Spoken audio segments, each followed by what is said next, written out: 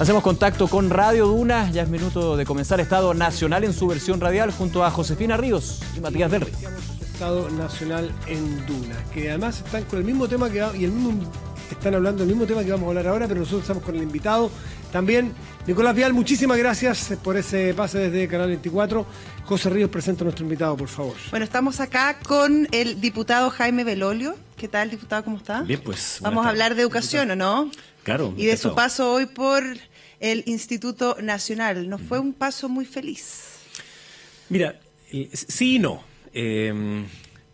No, porque obviamente aparecieron ahí algunas imágenes y otros lo han visto de un grupo pequeño de apoderados o de adultos, porque no tengo la confirmación exacta que todos hayan sido apoderados del colegio, terriblemente violentos, agresivos, que insultaban, que justificaban la violencia, que no estaban ni ahí con escuchar ningún tipo de argumento, sino que simplemente era el insulto permanente, la prepotencia en grupo más encima.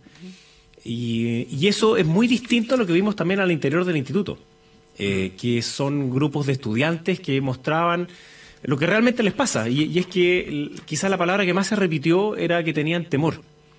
Y algunos lo decían claramente, decían, tenemos temor a que entren capuchas aquí mismo, nos agredan, de que nos podamos quemar, y también de que entren carabineros con gases lacrimógenos y nos lleven detenidos. Entonces hay una cuestión de sentido común. No puede haber aprendizaje en un colegio donde unos tengan tal nivel de miedo que no saben si es que tienen que, no sé, esconderse de los capuchas con bombas Molotov o de carabineros con gases lacrimógenos. No es razonable que eso suceda. Entonces, aquellos que viven del conflicto, que viven del odio, que viven de justificar la violencia, como lamentablemente este grupito chiquitito de adultos que está afuera, yo les pediría que dejen de destrozar la educación pública, particularmente el Instituto Nacional. Ahora, diputado, ¿cuánto puede haber afectado o promovido este mal ambiente de recibimiento justo en el día que se inician las clases? También las palabras del alcalde Felipe Alessandri, quien dijo que tan tranquilo como estaba, iba a cerrar el instituto si es que la cosa seguía así. ¿No cree que ese tipo de declaraciones también promueve que los ambientes se polaricen? Yo creo que el ambiente está polarizado hace mucho rato y lamentablemente hay algunos aquí que como que comieran de ese conflicto, viven del conflicto, entonces son como odiófagos, así como que están permanentemente en esa. Y yo lo lamento muchísimo porque, claro, me escribían varios después en la red y otros que decían, claro, si esos son apoderados, ¿qué esperamos después de los cabros? No puede haber una justificación del uso de la violencia. Yo creo que el alcalde Alessandri ha sido muy valiente en la manera que ha enfrentado el problema, no solo el instituto, sino que todos los colegios.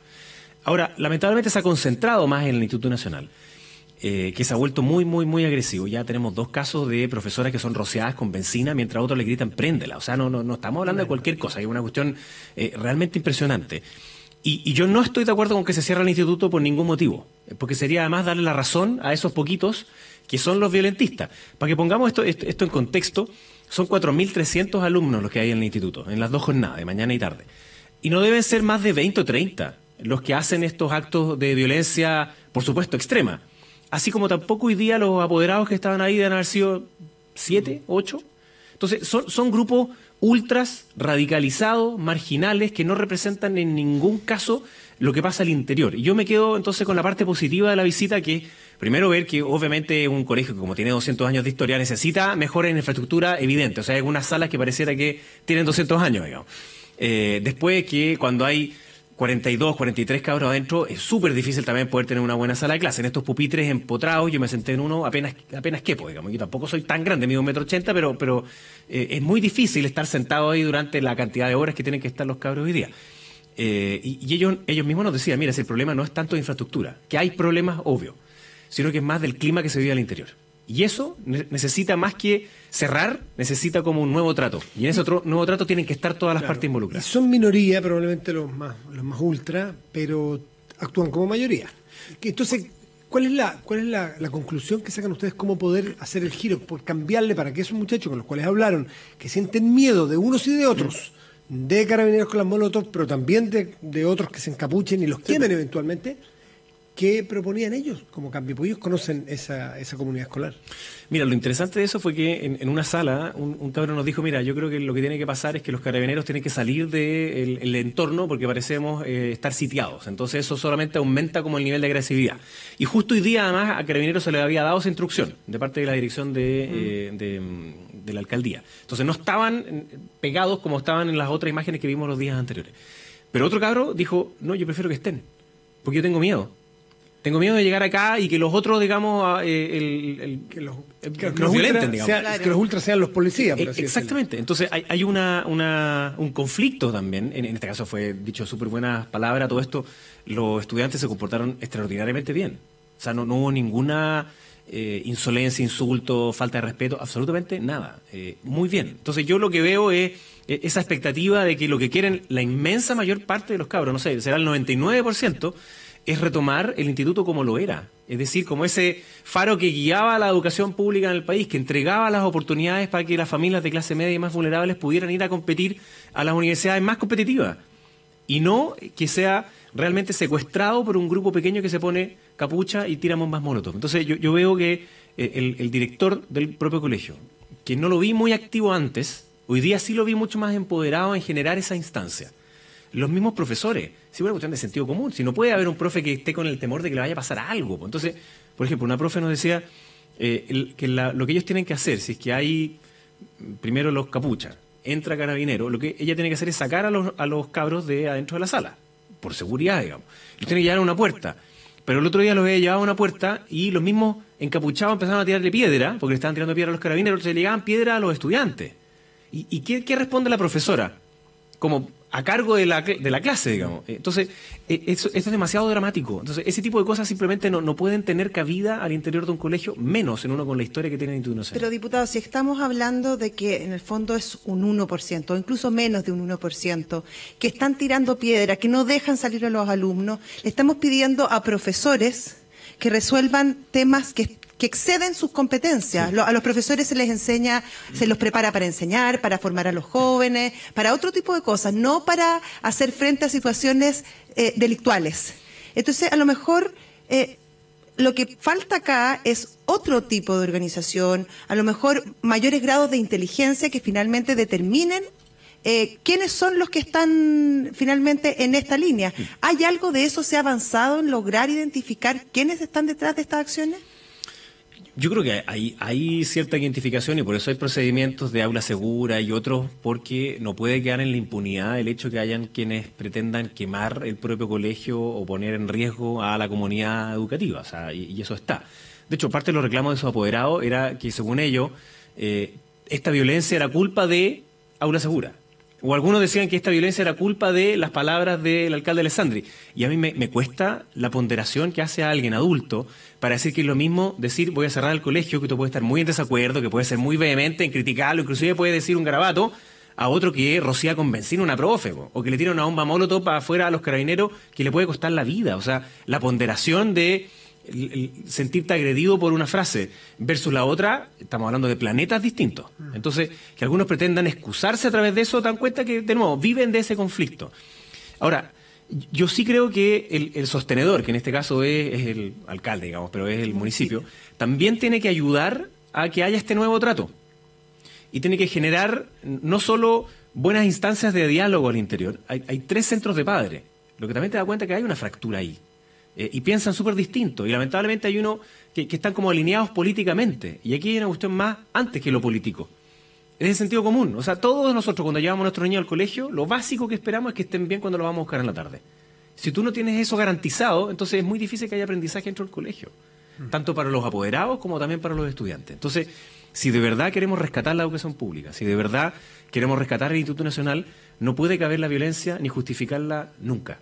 Y eso, por supuesto que también incorpora a Carabineros, porque cuando Carabineros entra con fuerzas especiales, claro, no entran a ir a buscar a un cabro y no, queda la embarrada. Entonces está lleno de gases lacrimógenos y eso es imposible que pueda permitir que haya un buen aprendizaje. Yo no quiero que hayan ni bombas lacrimógenas, ni encapuchados, ni tampoco Carabineros dentro de ningún establecimiento. Pero para eso tienen que, primero, deponer la violencia a aquellos que la han ejercido durante todo este tiempo, que creen que con esto pueden sacar a relucir sus demandas, justo lo contrario.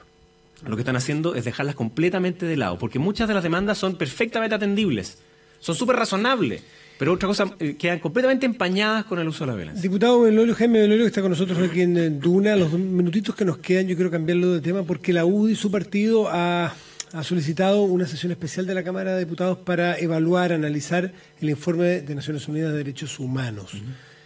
¿Por qué lo hace la UDI? Me imagino que saben de antemano en el análisis de riesgos de que les van a decir, ustedes, miren qué divertido. El diablo vendiendo cruces, hablando de derechos humanos en la UDI que apoyó en la dictadura, es porque eso es lo que va a suceder. Si es que no hay un riesgo ahí que se polarice y que se pierda esta cosa más neutral que Naciones Unidas ha generado. Bueno, primero yo creo que el informe ratifica algo que en la Cámara de Diputados nosotros habíamos dicho muchas veces y que lamentablemente existe un grupo que se niega a reconocer las brutales violaciones a los derechos humanos que ocurren de forma sistemática por un gobierno narcotraficante y terrorista como es el de Nicolás Maduro. Y la razón de pedirlo es para que se exponga cada uno de los distintos aspectos que se vieron en esta visita. A mí me parece que llega un poco tarde, pero está bien hecho el informe. Y ha generado bastante transversalidad, salvo el Partido Comunista y algunos sectores del Frente Amplio, que todavía justifican la violación de los derechos humanos. O sea, que dicen que esto es inevitable, que cuando hay problemas económicos que hace Estados Unidos, entonces esto es lo que va a pasar. En el fondo es una justificación a la violación de los derechos humanos. Después dicen además que es imparcial. Pero si aquí es bien claro, digamos. Si hay uno que asesina, tortura, se financia con el narcotráfico, que ha sacado a 5 millones de personas, que mata de hambre a niños, ancianos y enfermos, y víctimas. No hay forma de ponderar lo distinto, digamos. Entonces, lo que nosotros queremos es que se haga un análisis en serio sobre el informe. Cuando la propia expresidenta Bachelet declara ahí en que hay uso de electricidad, de agresiones sexuales, entonces es una cuestión brutal. Y esto, por supuesto que también tiene que haber una mirada de nuestro propio sector. Y yo esperaría que... ¿Es una oportunidad para la UDI? Yo también creo que sí, porque, para mí parte de la esencia de la UDI es la defensa de la dignidad humana. Y eso implica que tú tienes que defenderla siempre. Y por tanto no puede haber sino otra voz que condene las brutales violaciones a los derechos humanos que ocurrieron en la dictadura en Chile. O sea, la misma aplicación de electricidad y otro, bueno, eso fue lo que ocurrió acá. Y quienes la justificaban eran los típicos tipos de la CNI, que decían que no, que esto era inevitable. Entonces, vaya curiosidad, digamos, que ahora los mismos que dicen esas propias palabras sean los del PC. Es brutal. Es brutal que lleguen a ese nivel de ceguera ideológica, que pretendan justificar ese nivel de atrocidad. Entonces, yo espero que también de nuestro propio sector haya esa reflexión ahora que nos vamos acercando de nuevo a septiembre, como cada septiembre, decir, mire, no es aceptable nunca que hayan violaciones a los derechos humanos. No es aceptable usar la violencia como método legítimo en la política.